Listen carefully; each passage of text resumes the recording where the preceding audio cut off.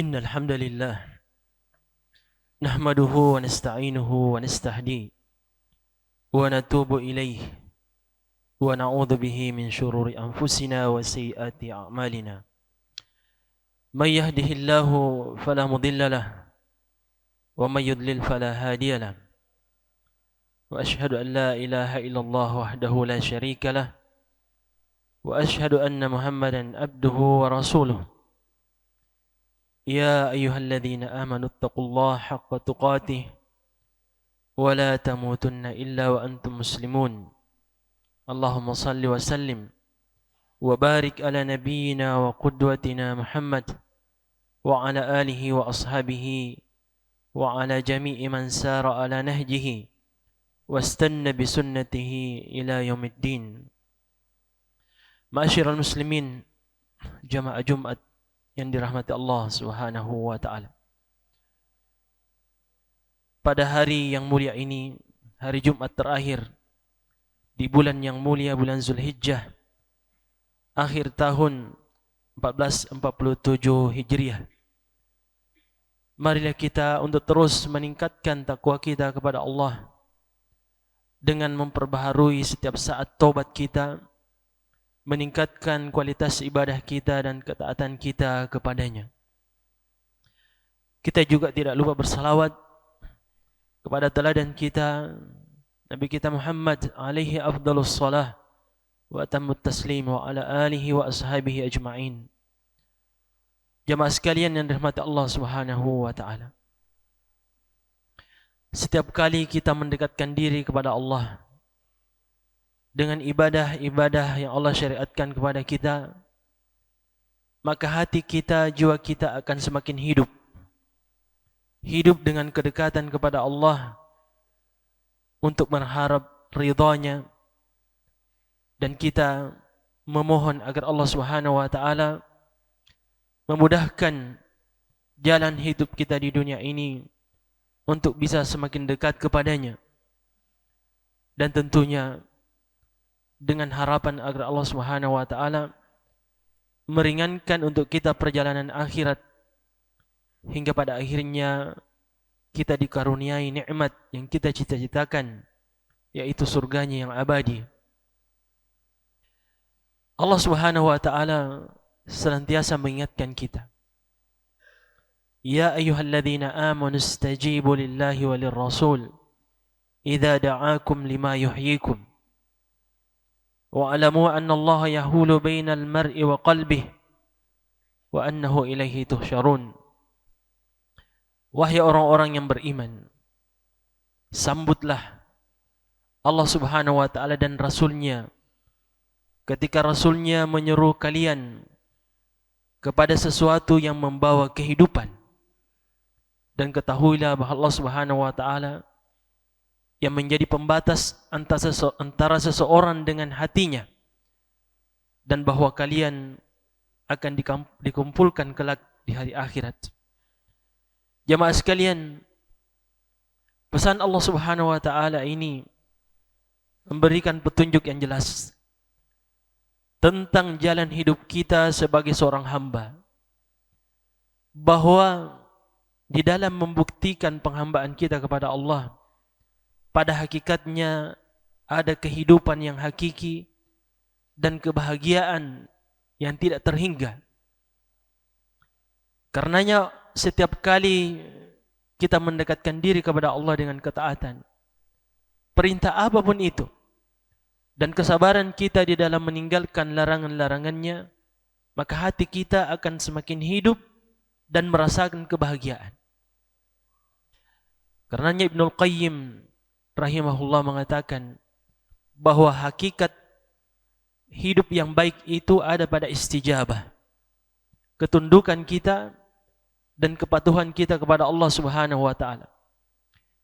Sehingga ada orang yang mungkin telah lama wafat, tetapi dia seperti hidup di sekitar kita, disebut dan dikenang dalam kebaikan namanya, taujihatnya, hikmah-hikmahnya. Di saat banyak orang yang berjalan di muka bumi ini pada hakikatnya adalah mayat yang berjalan, karena hatinya telah mati. Bahkan ruhnya, seandainya badannya tidak bergerak, maka kita akan katakan ruhnya pun telah mati. Karena jamaah sekalian, hakikat kehidupan itu adalah kehidupan hati dan ruh kita, jiwa kita, dengan kedekatan kita kepada Allah Subhanahu wa taala. Allah Subhanahu wa taala mengatakan, "Afalam yasiru fil ard fatakuna lahum qulubu ya'qiluna biha aw adhanu yasma'una biha fa innaha la ta'mal absar walakin ta'mal qulubul lati fis sudur." Apakah mereka tidak berjalan di muka bumi, lalu mereka memiliki hati yang dengannya memahami apa jamaah sekalian? Memahami hakikat hidupnya di dunia ini sebagai makhluk yang sempurna, dikaruniai oleh Allah Subhanahu wa taala akal, diberikan kesehatan, diberikan pemahaman dan perasaan untuk menyadari bahwa tidak mungkin kita sebagai makhluk yang sempurna diciptakan begitu saja tanpa ada tujuan. Tetapi semua nikmat yang Allah berikan tidak digunakan untuk memahami itu semua. Diberikan akal, diberikan pendengaran dan penglihatan, tetapi tidak digunakan untuk memahami ayat-ayat Allah Subhanahu wa taala. Maka Allah Subhanahu wa taala mengatakan bahwa sesungguhnya bukan mata yang buta, tetapi hati yang ada di balik dada. Karenanya jamaah sekalian, kita mendapati orang-orang terbaik yang pernah hadir di muka bumi ini, mulai dari para nabi dan juga para sahabat-sahabat mereka, mereka adalah teladan terbaik dalam istijabah, dalam menyambut seruan Allah Subhanahu wa taala. Kita sering mendengar bagaimana Nabi kita Ibrahim alaihissalam dan keluarganya yang begitu tunduk kepada Allah Subhanahu wa taala, menanti seorang anak begitu lama, dan ketika Allah berikan karunia itu, dengan penuh bahagia dilihatnya tumbuh sampai dewasa, begitu menyejukkan mata. Lalu kemudian Allah Subhanahu wa taala perintahkan beliau untuk menyembelih anaknya.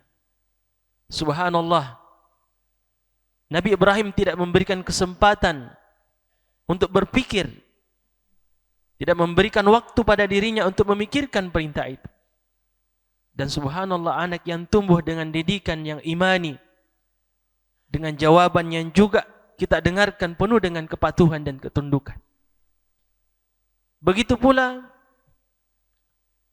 Nabi kita SAW di dalam mendidik para sahabat-sahabatnya, kita mendapati ketundukan itu sangat luar biasa. Karena mereka menyadari bahwa di situ ada kehidupan yang hakiki, yang akan membuktikan bagaimana nanti kehidupannya di negeri akhirat. Maka contoh sederhana yang mungkin sudah sering kita dengar, tetapi mengandung hikmah yang luar biasa.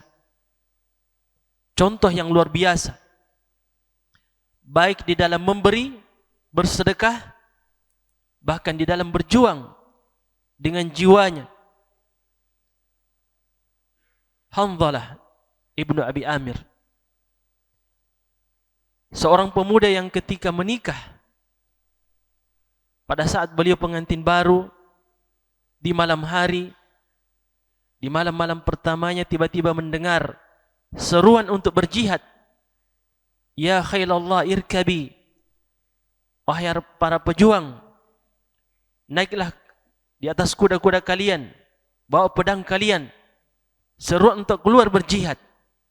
Subhanallah, beliau keluar, tidak peduli dan tidak memberikan waktu untuk dirinya berpikir, untuk menawar-nawar seruan itu. Apalagi saat itu berada dalam sebuah nikmat yang mungkin sangat didambakan, dinantikan. Tidak terlalu lama setelah itu, beliau menggapai syahadah fisabilillah. Kerinduannya pun sampai pada puncaknya, karena beliau telah terdidik di lingkungan orang-orang saleh. Di tengah mereka ada Nabi sallallahu alaihi wasallam yang mengajarkan ketaatan, yang menjadikan kerinduan yang paling tinggi adalah pertemuan dengan Allah Subhanahu wa taala. Sehingga ketika Nabi mengangkat kepalanya, beliau menyaksikan sesuatu yang tidak dilihat oleh orang lain. Beliau mengatakan, sahabat kalian, dan yang beliau maksud adalah Hanzalah, sedang dimandikan jenazahnya oleh malaikat. Maka Nabi mengatakan kepada sahabatnya, tanya keluarganya, apa yang sebenarnya terjadi? Ketika sahabat bertanya kepada istrinya, sang istri mengatakan bahwa pada malam itu dia mendengarkan seruan jihad. Maka dia tidak peduli, dia keluar di malam itu. Nah, dia khawatir jamaah sekalian jangan sampai ketinggalan peluang untuk mencapai puncak cita-citanya, asy-syahadah fi sabilillahi azza wajal. Tetapi kata istrinya, dia belum sempat mandi janabah.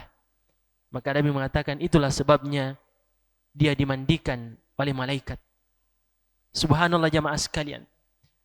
Seruan itu adalah seruan ilahi yang membuat semua pertimbangan dunia dikesampingkan. Tidak ada yang bisa mengalahkannya. Dan di perang Uhud, di mana Hanzalah syahid dan beberapa sahabat terbaik seperti Amr bin Jamuh, Anas bin Nadar, dan juga Hamzah ibn Abdul Muttalib, Mus'ab bin Umair. Ketika selesai jihad, di mana pada saat itu sangat banyak di kalangan sahabat yang terluka, luka yang sangat parah, di samping yang mati syahid. Keesokan harinya jamaah sekalian, setelah selesai perang Uhud, Nabi SAW berkata kepada Bilal bin Rabah, sampaikan kepada pasukan yang kemarin ikut berjihad, berperang di Uhud, untuk keluar mengejar musuh. Tetapi yang keluar hanya yang ikut berjihad kemarin. Maka beliau menyerukan perintah Nabi SAW. Maka para sahabat jamaah sekalian yang pada saat itu banyak yang terluka, Sa'ad bin Mu'ad keluar menuju ke kaumnya dan menyeru, perintahkan mereka untuk keluar mengejar musuh. Ada Tufail, ada Usaid bin Khudair, sahabat-sahabat yang pada hakikatnya saat itu terluka parah. Jamaah sekalian, ada yang lukanya 7, ada yang 13, ada yang 10. Dan luka-luka itu terhitung karena mereka ingin obati. Dan luka itu tidak akan dihitung kalau lukanya kecil. Hanya luka parah yang mereka hitung. Tetapi ketika mendengarkan seruan dari Nabi SAW untuk keluar mengejar musuh, mereka sudah tidak peduli lagi dengan luka-luka mereka. Ada 40 orang dari Bani Salamah, semuanya terluka. Mereka keluar untuk bertemu Nabi SAW di sebuah tempat untuk mengejar musuh dalam keadaan membawa luka-luka mereka yang masih basah, masih menganga. Subhanallah jamaah sekalian, ada 2 orang bersaudara, diriwayatkan bahwa dia menyampaikan bahwa keduanya ini terluka parah ketika ikut berjihad bersama Nabi. Dan keesokan harinya, salah seorang dari kedua bersaudara ini mengatakan, saya mendengar ada seruan, panggilan untuk mengejar musuh. Maka aku sampaikan kepada saudaraku yang pada saat itu lukanya lebih parah daripada lukaku. Sahabatnya itu, saudaranya itu mengatakan, apakah kita akan ketinggalan berjihad bersama Nabi? Seakan-akan mengatakan tidak mungkin, kita tidak boleh ketinggalan. Tetapi kita tidak punya kendaraan. Subhanallah, mereka berdua keluar. Saudaranya mengatakan, ketika saudara saya tidak mampu berjalan, maka saya menggendongnya. Ketika saya lihat mampu berjalan, maka dia kembali berjalan. Ketika dia lelah dan tidak mampu berjalan karena lukanya, aku kembali menggendongnya. Hingga kami bertemu dengan Nabi dan para sahabat di Hamra al-Asad, sebuah tempat yang telah ditentukan. Nabi pun menyaksikan para sahabatnya jamaah sekalian datang dengan luka yang mereka bawa. Seakan-akan mereka datang membawa separuh nyawanya yang tersisa. Tidak peduli dengan luka-luka mereka. Maka Nabi pun mengatakan, Allahumma arham Bani Salamah. Ya Allah, limpahkan rahmatmu kepada Bani Salamah. Maka turunlah ayat, Alladzina istajabu lillahi war rasul min ba'di ma asabahumul qarh lilladzina ahsanu minhu wattaqau ajrun azim. Orang-orang yang istijabah, menyambut seruan Allah Subhanahu wa taala dan Rasulnya setelah mereka terluka parah. Bagi mereka yang berbuat baik dan bertakwa disediakan pahala yang besar. Lalu bagaimana dengan kita jamaah sekalian?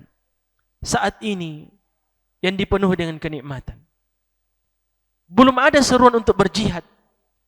Kita belum disuruh untuk keluar mempertaruhkan jiwa dan harta kita dan raga kita. Tetapi alasan kita begitu banyak. Kita hanya diminta untuk menyambut seruan Allah Subhanahu wa taala, hayya 'alas shalah, hayya 'alal falah, as-salatu khairum minan naum. Kita hanya diminta untuk istiqamah, menunaikan kewajiban-kewajiban kita. Tetapi alasan demi alasan mengalahkan iman kita jamaah sekalian. Wallahul musta'an. Apakah kita tidak memahami bahwa apa yang selama ini kita tuntut karena kita merasa bahwa disitulah inti kebahagiaan, kesenangan. Lalu mereka ini tidak merasakan kebahagiaan itu. Kita keliru jamaah sekalian di dalam mencari jalan kebahagiaan itu. Kebahagiaan yang hakiki ada pada kedekatan kita kepada Allah. Melalui ketaatan kita. Karenanya orang-orang saleh terdahulu mengungkapkan kebahagiaan itu yang luar biasa. Syekhul Islam Ibn Taymiyah rahimahullah yang keluar masuk penjara, siksaan demi siksaan beliau hadapi, beliau harus rasakan. Ketika beliau dimasukkan ke dalam qal'ah, benteng yang merupakan penjara, maka beliau mengatakan, ma yasna'u a'da'i bi, apa daya musuh-musuhku, apa yang ingin mereka lakukan untuk saya? Sesungguhnya jannati wa bustani fi sadri. Aynama ruhtu fahuwa ma'i fi sadri. Surgaku dan tamanku bersemayam di dalam hatiku. Kemanapun aku pergi tidak akan meninggalkanku. Ana habsi khalwa. Kalau saya di penjara, maka di situ kesempatan saya untuk berkhalwat dengan Allah Subhanahu wa taala. Wa qatli syahada. Jika aku terbunuh maka itu adalah syahadah. Cita-cita tertinggi saya. Wa ikhraji min baladi siyaha. Kalau orang-orang menghabiskan hartanya untuk rihlah, bersenang-senang. Kalau saya diusir dari negeri saya, itulah rekreasi saya. Dan ketika qal'ah itu dikunci jamaah sekalian, apa yang beliau katakan? Kata Ibnul Qayyim, murid beliau, bahwa beliau pernah mendengar Syekhul Islam, gurunya yang tercinta ini mengatakan, seandainya aku ingin menebus apa yang telah dilakukan musuh-musuhku dengan emas sepenuh qal'ah ini, niscaya itu tidak sepadan dengan rasa syukurku terhadap apa yang telah mereka perlakukan kepadaku. Penjara ini ibarat surga bagi beliau. Kenikmatan yang tidak pernah dirasakan orang lain. Maka tanyakan pada diri kita jamaah sekalian, di mana saat ini kebahagiaan kita yang lebih dominan? Apakah kebahagiaan dunia? Apakah masih di situ? Atau sudah lebih dominan kebahagiaan kita dalam ketaatan kepada Allah Subhanahu wa taala? Ketahuilah jamaah sekalian, jangan sampai kenikmatan yang kita rasakan selama ini adalah kenikmatan di dalam bermaksiat kepada Allah Subhanahu wa taala. Sesungguhnya ketaatan itu dan rasa lelah yang kita rasakan akan hilang tetapi pahalanya, balasannya sudah tetap. Dan nikmatnya maksiat juga akan hilang, akan pergi.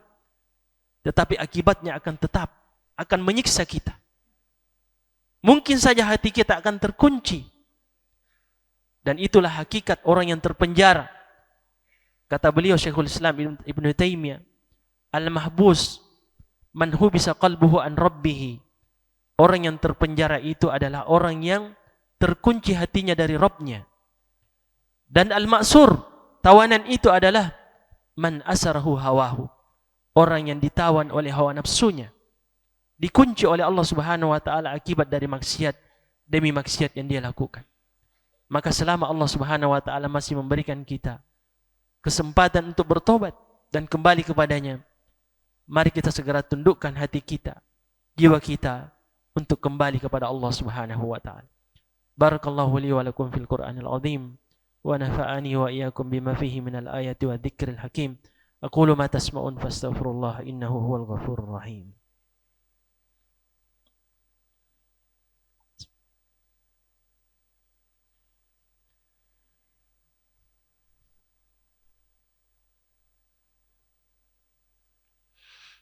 Alhamdulillahi Rabbil Alamin wal aqibatu lil muttaqin wala udwana illa 'alal zalimin wassalatu wassalamu ala asyrafil mursalin nabiyina Muhammad wa ala alihi wa ashabihi ajma'in.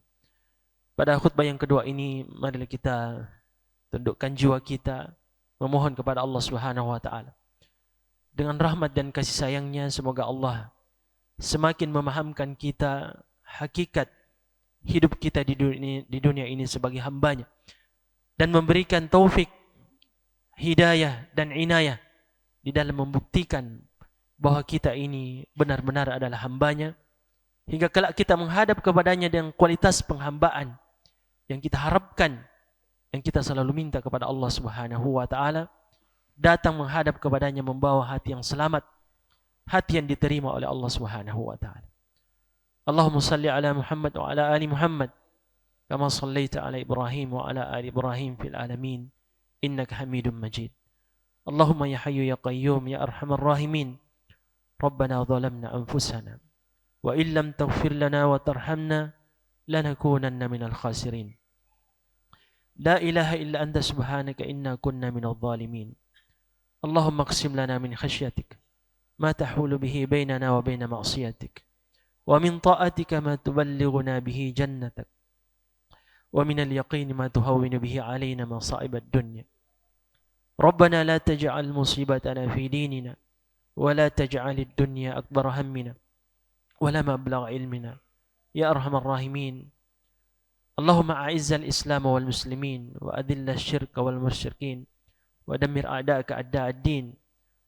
اللهم عليك بأعدائنا، اللهم علينا بأعدائنا وأعدائك يا قوي عزيز.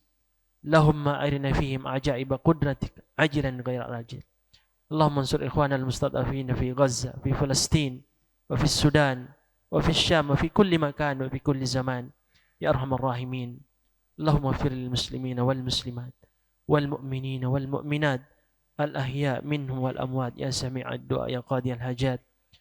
اللهم اغفر لنا ولوالدينا وارحمهم كما ربونا صغارا. ربنا آتنا في الدنيا حسنة وفي الآخرة حسنة وقنا عذاب النار. وصلى اللهم وسلم على نبينا محمد وآخر دعوانا أن الحمد لله رب العالمين.